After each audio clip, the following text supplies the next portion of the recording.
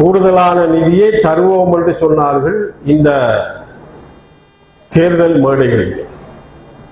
அதோடு அச்சுறுத்தல், நாங்க கூடுதலான நிதியை இந்த எங்களுடைய சபை அமைக்கப்படுகின்ற போது தருவோம் என்று சொல்லி மக்களை ஏமாற்றி மற்றவர்களுக்கு வாய்ப்பு கொடுக்க கூடாது என்பதுதான் அதனுடைய செய்தியாக. இந்த செய்தியின் ஊடாக பல பேர், எங்களுடைய கட்சியின் தலைவர்கள் அத்தனை பேரும் எதிர்த்தார்கள். இது ஒரு லஞ்சம், இது ஒரு ஊழல், அதாவது லஞ்சத்தை கொடுத்து ஜனாதிபதி அவர்கள் ஏமாற்றுகிறார்கள்.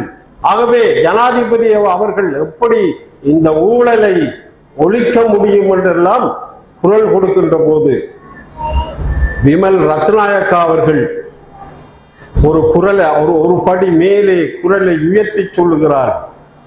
ஜனாதிபதியினுடைய கூற்றுக்கு தமிழ் தலைவர்கள் எதிர்ப்பு தெரிவிப்பதிலே அருகதையற்றவர்கள் என்று சொல்கிறார்.